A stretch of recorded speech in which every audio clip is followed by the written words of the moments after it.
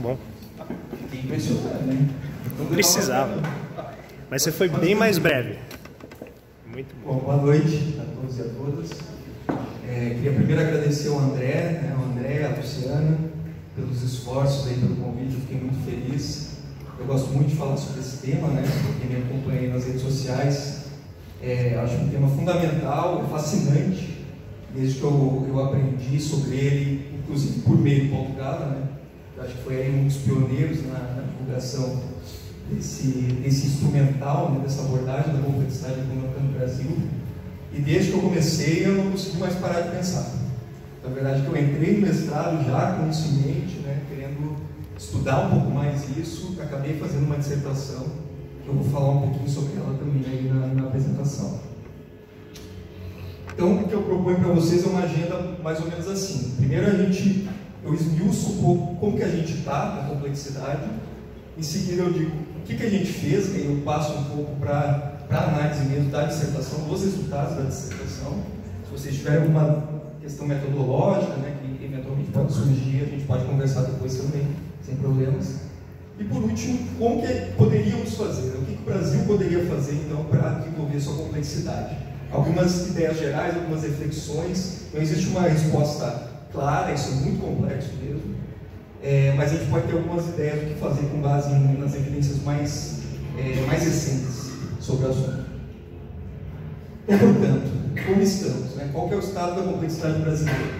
Então, o Gala tinha um dos slides, eu acho que tinha uma análise da complexidade brasileira ao longo do tempo, né, que mostra que a gente aumentou bastante a complexidade até mais ou menos os anos 80, 90, e depois a gente só vem perdendo complexidade.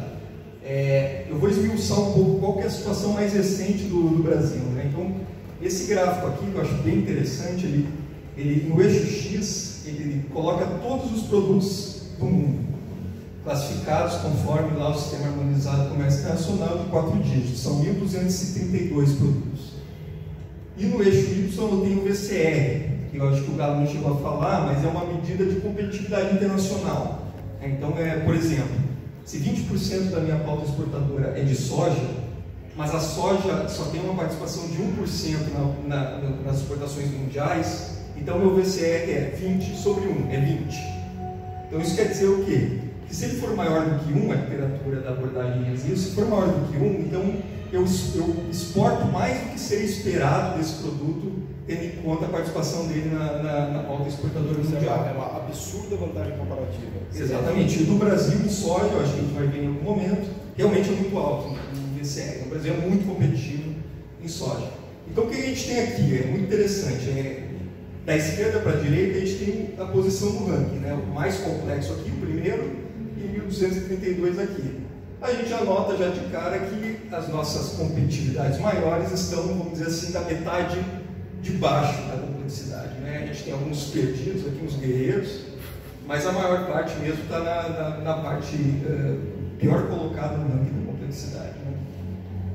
A gente pode também dividir isso, eu dividi em 10, né? Quer dizer, em DCIS, para avaliar também o número de produtos, e aí voltando, né, a questão da VCR maior do que 1. Então, quantos produtos a gente tem competitividade internacional? VCR maior do que 1. Dividindo por DCIS, né, os 10% mais complexos, a gente só tem 5. Os 10% mais complexos do ranking, a gente só tem 5 que a gente é competitivo. E lá para o final, principalmente a partir aqui dos 40%, né, a gente tem a maior parte dos produtos em que a gente é competitivo. Então, é uma complexidade muito baixa mesmo. Esse quadro é interessante. Ó. Em 2017, esses são os 10 produtos que a gente foi mais competitivo. O primeiro deles é tripa, vísceras, intestinos de animais. É isso mesmo. A gente é mais nas tripas, coração. De fato. Não pensei nisso. Mas vejam aqui, ó, na quarta coluna, a posição deles no ranking. Tirando um deles só, que é o tubos flexíveis, que não atua da indústria de transformação, todos os outros estão na metade de baixo da complexidade. É assustador, quando eu vi esse quadro aqui eu fiquei impressionado. Não que eu tenha ficado surpreso, mas é realmente assustador. Então, assim, mais alguns números, né? Quer dizer, se a gente olha para os 100 produtos mais complexos, o nosso PCR média é de 0,24. É menos de 1/4 do que seria, né, parâmetro para dizer que a gente é competitivo. Quando a gente olha para os 100 menos complexos, vai a 2,57, muito maior do que 1. O produto complexo que a gente realmente é bom, né, que a gente tem alguma competitividade, é celulose e derivados químicos, que está apenas na 89ª posição. E por último, se a gente olha lá para aquele último decil lá, os 10% mais simples, a gente é competitivo em 31 produtos. Lembra, os 10% mais complexos eram 5. E a gente tem mais da metade aí, que é do reino vegetal e minérios. Quer dizer, então fica muito claro mesmo, quando a gente analisa esses dados, que a nossa economia é muito pouco complexa. Essa é a situação que nós estamos. Então, o que fizemos? Aí eu parto um pouco para os resultados já da minha dissertação.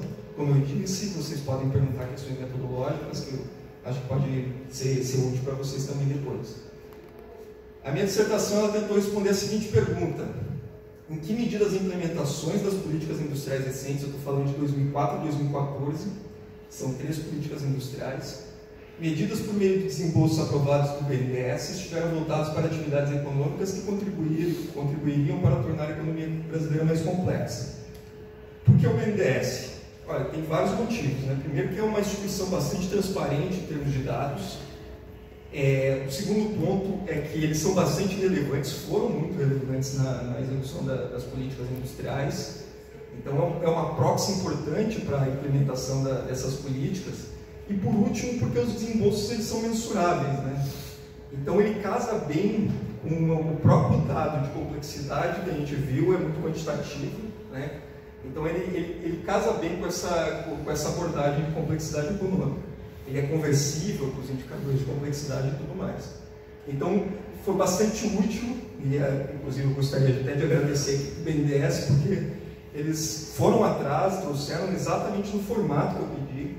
Então foram muito solícitos e somente por causa disso eu consegui chegar ao final essa questão de acesso aos dados é fundamental em qualquer dissertação, né?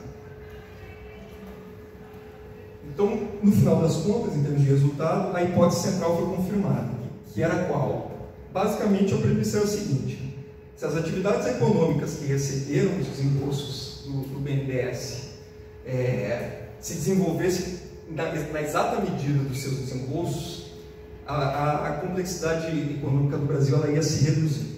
Essa era a hipótese e ela acabou confirmada em todas as 3 políticas industriais que foram implementadas. E aí eu olhei outras coisas também, né, outros resultados. As políticas industriais elas não se caracterizaram por buscarem a diversificação da estrutura produtiva. O Brasil, por exemplo, a gente viu antes aí, ele tinha competitividade em 191 produtos, de um total de 1.232. Então tinha uma alta gama de produtos em que ele poderia se diversificar. Só que a proporção desses montantes que foi para esses produtos foi muito menor, ou seja, não foi uma prioridade dessas políticas, de fato, diversificar a estrutura produtiva. Consequentemente, não houve busca também de diversificação em direção a atividades mais complexas. Ela foi ainda menos relevante. No final das contas, apenas 14% de todos os desembolsos aprovados foram para atividades novas, né, que o Brasil já não era competitivo, e mais complexas do que a complexidade que o Brasil tinha naquele momento. Também, uma consequência disso também, a maior parte dos desembolsos foi para atividades que o Brasil era muito competitivo. A gente vai ver isso com mais clareza aí nos gráficos a seguir. E por último, essas políticas industriais não foram ambiciosas. Aí eu vou usar o conceito de distância, de proximidade que o Gala já adiantou para vocês, né? A proximidade em termos de capacidades e conhecimentos produtivos de um produto em relação ao outro, de uma atividade em relação à outra. Elas não foram ambiciosas, porque mesmo quando ela tentou, nos poucos casos, diversificar em direção a atividades mais complexas, ela fez privilegiando os setores mais próximos, mais similares ao da estrutura produtiva vigente. Não necessariamente isso é ruim, a gente vai ter uma discussão mais no final sobre isso, né? Aqui eu não sei se dá para ver direito, mas no eixo X é a complexidade, né, das atividades produtivas. Cada bolinha dessas é uma atividade econômica. E no eixo Y eu tenho a medida de competitividade internacional, né? E essa reta vermelha aqui denota a complexidade econômica que o Brasil tinha no momento anterior à PITSE. Essa é só de uma das políticas industriais. Então, o Brasil tinha aqui um indicador de complexidade econômica de 0,57, se eu não estou enganado. O que isso mostra? Que, de fato, o tamanho das bolinhas é o volume de desembolso, né? O que isso mostra claramente é que a maior parte dos desembolsos eles foram realmente para atividades menos complexas do que a complexidade que o Brasil já tinha na véspera da política industrial. E não só isso, mostra também que ela privilegiou, vejam essas bolinhas maiores aqui, atividades em que o Brasil já era competitivo, bem maior do que 1. Aqui não sei se dá para ver direito, mas aqui é 10, 5. Então são atividades que o Brasil já era competitivo e que foram beneficiadas com os desembolsos aprovados pelo BNDES. Esse gráfico aqui eu acho um dos mais interessantes, mas ele é um pouco complexo. A gente vai ver isso com mais clareza também a seguir. Tem muita informação relevante aqui. Tá? Então a gente tem no eixo Y o índice de complexidade de cada uma das atividades, de novo, cada bolinha é uma atividade econômica, aqui ponderada pelo volume de desembolso, né? Só que aqui eu meço a estratégia de diversificação. Então são só as atividades que o Brasil não era competitivo. E aqui é uma outra política também, a PDP. Tá? E a distância de novo. Então, a questão da distância, né, a gente vê aqui, aqui tem uma linha de tendência. O que ela mostra?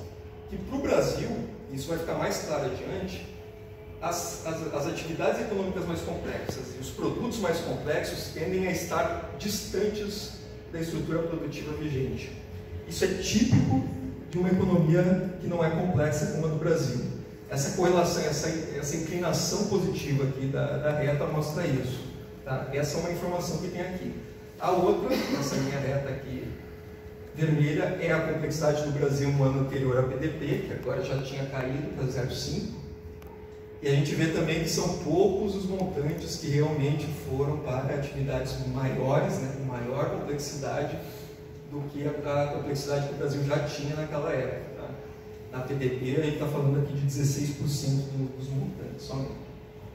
E por fim, essa linha tracejada aqui, ela mostra justamente a questão da ambição na política industrial. Né? Quer dizer, a gente vê que quanto mais complexo era a atividade, a política industrial resolveu privilegiar atividades que estavam mais próximas. Né? Um pouco antes, à esquerda da linha de tendência aqui, né? Quer dizer, ela cruza a linha de tendência, então ela fica mais próxima. Essa é uma política, é uma estratégia de menor risco, né? Quer dizer, se já é difícil desenvolver os produtos mais complexos, eu busco desenvolver aqueles que são mais próximos da estrutura produtiva, mais similares, que exigem conhecimentos mais similares, e com isso eu tenho menor risco de insucesso. E a princípio não tem nenhum problema aí, tá? Mas claro, né, lembrando que aquilo ali foi a exceção, totalmente a exceção nessas políticas. Então, por último, eu vou, até acho que isso aqui seria uma excelente agenda de pesquisa, né, para a gente tentar descobrir o que seria a melhor forma de tornar mais complexa a nossa economia. Então, eu vou, com base em alguns artigos recentes, tentar trazer uma reflexão sobre essas estratégias de sofisticação. Infelizmente não dá para ver muito bem aqui, mas o Growth Lab lá de Harvard, né, que é um dos pioneiros lá junto com o MIT da abordagem de complexidade econômica, recentemente fez uma análise do Brasil para dizer qual seria uma política industrial adequada para o caso brasileiro. Ele pegou vários países, né, tem vários países aqui, não dá para ver direito, mas ele considerou 2 critérios para classificá-los e 4 tipos de política, vamos dizer assim. O fato de ele ser complexo ou não, binário dessa forma mesmo, e de ele ser conectado ou não a outros produtos, quão conectado ele é a outros produtos. Então ele chega para o Brasil é vermelhinho aqui, e diz, olha, ele está nesse quadrante aqui, à esquerda alto, porque a economia não é complexa, mas pelo menos ele é bem conectado a outros produtos. Então a consequência disso é que eles dizem o seguinte, olha, no Brasil acho que vale mais a pena solucionar gargalos e fazer pequenos saltos, porque o Brasil é bem conectado e assim dessa forma ele consegue aos poucos aumentar sua complexidade, né? Sugiro muito que vocês entrem lá no site do Atlas, que está espetacular aqui não dá para ver direito, isso aqui é aquele mesmo gráfico anterior que eu mostrei para vocês lá, né, distância e complexidade, que era da minha dissertação, porque era atividades econômicas, mas aqui é produtos, né? E que mostra a mesma coisa, uma inclinação aqui positiva desses produtos. Essa linha aqui é a complexidade brasileira em 2017, se não me engano, está em 0,24, já caiu muito, se vocês forem perceber, desde as políticas industriais. E aí ele diz o seguinte, olha, para o Brasil então é mais negócio ficar pulando distâncias curtas a partir da complexidade dele, né? Só que aqui o que a gente vê? A gente vê aqui em amarelo e roxo, que são setores assim, o roxo é químicos, os químicos mais simples que tiver, o amarelo são produtos agrícolas, inclusive, então, tem óleo de animais também, tem papel cartão, são produtos realmente que não chamam a atenção quanto à complexidade, né, da maneira que, por exemplo, a máquina lá da ASML... Fotolitografia. Depois eu te explico o que ela faz. Estou aguardando ansioso. Eu descobri. E aí é o seguinte, esse outro artigo, que é bem interessante, que na verdade o Paulo já falou sobre ele, né, ele trouxe aquela curva S da complexidade, né, que mostra a Coreia do Sul lá, ele vem desse artigo, e eles se perguntaram assim, tá, mas vem cá, o que os países fazem efetivamente? Eles pulam curtas distâncias, como o Growth Lab está recomendando que o Brasil faça, ou não? A política industrial ela é mais ousada, ou melhor, eles tendem a se diversificar em direção a produtos mais distantes. Aí diz, olha, na maior parte das vezes é produtos próximos mesmo. Em 7% dos casos, eles analisaram todos esses países durante tanto tempo assim, é que eles se diversificaram em direção a produtos mais distantes. A questão é que os que fizeram isso cresceram mais do que os outros. E que a probabilidade disso acontecer, de diversificar em direção a produtos mais distantes, é maior quando ele está no nível de complexidade intermediário, tá? Por que isso? Porque esse aqui, agora dá para ver um pouquinho melhor, é o gráfico lá de complexidade e distância do Brasil. Tá? E ele é positivamente inclinado, como a gente tinha falado antes, quanto mais complexo, mais distante. O que é exige um custo maior de desenvolvimento desses produtos, né? Para esses países de baixa complexidade, é custoso demais desenvolver. Quando a gente olha para o Japão, que é esse do lado aqui, é exatamente o contrário da situação deles. Eles não precisam dar grandes saltos, eles não precisam se desenvolver em direção a produtos mais distantes daqueles da estrutura produtiva deles, né? Então, é o contrário. Para eles se tornar mais complexo, ele vai dando poucos saltos aqui, saltos pequenos. Mas aí aquele cai no buraco, até se ele for muito distante do sistema dele, ele vira africano de novo. Exatamente. Não faz sentido. Ali é subir a montanha que cai no buraco. Exatamente. Não faz sentido apostar, no caso deles, em produtos distantes, porque a economia deles é complexa, então eles estão mais próximos de produtos complexos, consequentemente também. Então, o que isso quer dizer é, quando tem uma situação intermediária, ali é o momento que se espera que a diversificação ocorra com maior probabilidade, né, em direção a produtos mais distantes, né, mais complexos. Eles pegam a Coreia do Sul para mostrar justamente isso na visão deles. Aqui está trocado, porque eles trocaram eixo Y em X, mas é a mesma ideia, né? Eles pegam 1987, 2002, 2010, e eles dizem, olha, foi nesse ínterim aqui que a Coreia do Sul passou a se diversificar. A Coreia do Sul é um dos exemplos de diversificação em direção a produtos mais distantes, que ela passou a fazer isso, né? Que é justamente aqui, né? A gente já olhou essa curva S, 1990, 2000, 2010. Olha o salto que ela dá nesse momento, né? Então, na visão deles, o modelo mostra que realmente tende a acontecer isso quando eles atingem um estágio intermediário de complexidade. Só que isso quer dizer, necessariamente, que foi nesse momento aqui que a Coreia do Sul adotou políticas ambiciosas de desenvolvimento, de complexidade? Dificilmente. Na história econômica da Coreia, eles sempre tiveram políticas industriais, mas as mais fortes, as realmente que causaram maior impacto sobre a estrutura produtiva, foram tomadas lá atrás, né? Então, o que a gente vê lá no artigo deles, né, dessa mudança na estrutura produtiva de 1990 a 2010, na verdade, é um resultado de políticas que foram adotadas muito tempo antes, né? A mais famosa delas, por exemplo, que é essa Chemical and Industry Policy, tem vários artigos já, esse eu acho que é um dos mais interessantes, porque é quantitativo mesmo, mostra que gerou um forte desenvolvimento dos setores, esses setores, que são 6 setores aqui, considerados estratégicos, e cujos benefícios persistiram ao longo do tempo e se disseminaram para outros setores. Então, a gente tem exemplos anedóticos, né? Por exemplo, a Hyundai, que já foi falada, né? Ela entregou o primeiro carro dela, ainda com motor japonês e design italiano, em 1974, na época dessa política aqui. Só em 1987 ela começou a ter acesso preferencial ao mercado norte-americano, porque os americanos começaram uma guerra comercial com os japoneses, que era o principal competidor. Em 91 eles finalmente fizeram o primeiro motor nativo, motor coreano. E só em 95 é que eles passam a ter VCR acima de 1, quer dizer, competitividade internacional em carros. A Coreia do Sul, apenas 21 anos depois. Você não falou que o carro era um lixo, era bem pior que as nossas carroças. Exatamente, essa entrada no mercado americano em 87 foi um fiasco completo. Era totalmente não confiável, eles não conseguiram entrar porque o produto era de baixa qualidade. E hoje eles estão aí, acho que é top 3 em termos de indústria automobilística no mundo. Então, aprendizado tecnológico leva muito tempo. Então, aquilo que os autores estão vendo lá no final do século XX, início do XXI, na verdade, é decorrente de sementes plantadas muito antes, né? Se a Coreia tivesse, por exemplo, seguido lá o Growth Lab e feito exatamente o que ele está dizendo para fazer que o Brasil faça, que é pequenos saltos, ela não ia fazer a política HCI que ela fez lá em 1973. O Banco Mundial mandou ela se especializar em produzir arroz e não inventar de fazer uma siderúrgica chamada POSCO. Exatamente. Por exemplo. Exatamente. Então, olhem para a estrutura, olhem para o mesmo gráfico de complexidade e distância que tinha antes, positivamente inclinado como a do Brasil.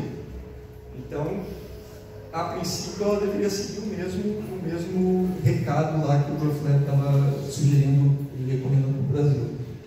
Ela só era boa na produção, efetivamente, na produção de têxteis. Aliás, para quem não sabe, a Samsung iniciou com têxteis, né? Então, mais uma que se reinventou muito com base nessas políticas que foram adotadas naquele tempo. O último artigo que eu gostaria de falar para vocês, né, para refletir um pouco sobre essas políticas, a política, vamos dizer assim, de mais ambição, né, na política industrial mais ambiciosa versus uma política de menor risco, é esse artigo aqui dos nossos companheiros lá da UFMG, né, o João Romero e o Alton Freitas, que eles vão um pouco mais além do que o Growth Lab analisou, né, que eram só 2 aspectos, se era complexo ou se era conectado, e eles analisam mais coisas, eles analisam as capacidades atuais da estrutura produtiva, as oportunidades de mercado e as análises de ganhos. E dentro das capacidades atuais, essa ideia da proximidade, da existência já de conhecimento produtivo no país, ela é levada em consideração também.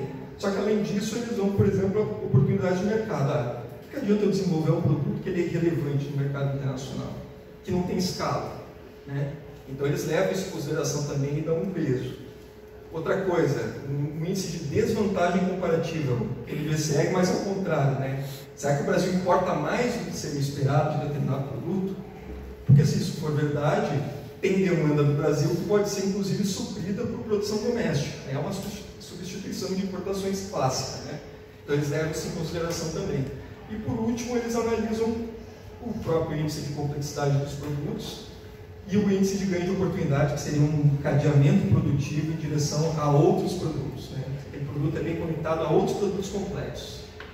Tudo isso para dizer, olha, será que a gente tem alguns setores promissores aí que a gente poderia apostar? E aí eles chegam nessa lista aqui, que vocês não vão conseguir ler, mas peço que acreditem em mim. É interessante porque, de alguma forma, esses setores são parecidos com aqueles que foram identificados lá na HCI coreana, porque tem muita máquina e equipamento, lá também tinha. Aqui tem materiais de transporte também, né? Lá não tinha material de transporte, não tinha carro e tal, mas na indústria montante era que a indústria automobilística utiliza, né, acabava sendo praticamente toda a indústria a montante. Mas eu acho que o mais interessante ainda é que se a gente olha para uma das políticas industriais que foram implementadas lá em 2004 a 2007, a primeira delas, o desenho delas parece muito alinhado com o que aparece aqui no modelo do João e do Elton. Eles dizem o seguinte, olha, o desenho da PITSE estabeleceu só 4 setores como estratégicos: semicondutores, software, bens de capital, fármacos e medicamentos. Só 4. A PPP e o PBM, que vieram depois, para vocês terem uma ideia, são mais de 20. Quer dizer, quem prioriza mais de 20 não prioriza nada, né? Mas nesse caso aqui, o desenho parecia bem feito. Então eles colocaram esses setores, que eles consideravam de altos níveis de escala, encadeamentos, transbordamentos tecnológicos e tudo mais, e eles estão alinhados aqui. Quer dizer, esses 20, eu fiz a conta ali, 13 são meios de capital, 13 são classificados lá como máquinas e equipamentos. Semicondutores é o 5º nessa lista. Software está incorporado em vários desses produtos, especialmente telefones, que é o 3º. E fármacos e medicamentos, se eu não me engano, é esse aqui, que é o 4º e o 6º. Ou seja, tinha um alinhamento no desenho da PITSE com relação aos instrumentos de complexidade econômica. Dava para dizer isso com base nesse modelo aqui, que é um modelo mais robusto aí dos nossos colegas lá da UFMG. Parou? Tenta apontar ali pro computador, ver se... Cansou. Acho que eu fui boicotado. Ele corta, quando você fala muito, ele corta. Acho que acabou a bateria. Opa! Posso ir? Muito bem, conta. Qual foi o problema da PITSE? Você já deve imaginar, porque eu já mais ou menos falei isso nos slides anteriores. A implementação da política praticamente não teve nada a ver com o que se desenhou. Se a gente olha para as 10 atividades econômicas mais contempladas pelos desembolsos aprovados pelo BNDES, nenhuma delas tem a ver, nenhuma delas pertencia àqueles setores lá que foram estabelecidos como prioritários. Ainda que o primeiro, a exceção dos 9 seguintes, mas o primeiro seja uma atividade complexa, que é a fabricação de aeronaves. Já nas outras políticas, a fabricação de aeronaves já cai bastante na sua participação nos desembolsos. Então, das provocações finais, aí eu tenho várias perguntas e eu não tenho resposta, então nem insistam em perguntar isso depois, mas que eu acho que fazem refletir bastante, que é políticas parcimoniosas, como a que o Growth Lab acabou recomendando para o Brasil. Elas serão capazes de gerar o desenvolvimento econômico que precisamos, especialmente que a gente já está em estagnação, inclusive em declínio de complexidade há tanto tempo? Será? Por outro lado, políticas ambiciosas, como a que a Coreia do Sul fez lá nos anos 70, elas são possíveis no contexto atual? Hoje a gente vive num mundo aí de OMC, que reduziu muito o policy space desses países, e várias outras questões, contexto internacional e nacional, inclusive. Seria possível? É realista pensar em políticas ambiciosas? Terceiro, há algo a aprender com a China, porque ela está seguindo políticas ambiciosas, acho que ninguém consegue discordar disso. Turbinas eólicas, painéis solares, trem-bala, carros elétricos, semicondutores. Ela realmente tem uma política industrial claramente ambiciosa. Quer dizer, tem alguma coisa que a gente pode aprender com ela ou não? É um cenário completamente diferente, desde o sistema político, não tem nada para aprender com ela. Uma questão relevante. E por fim, ilustrado aí pela questão da PITSE, por último, como fazer para que políticas bem desenhadas, como parecia ser o caso dela, não perca a sua essência durante a implementação dela. É mais ou menos isso. Muito obrigado, gente.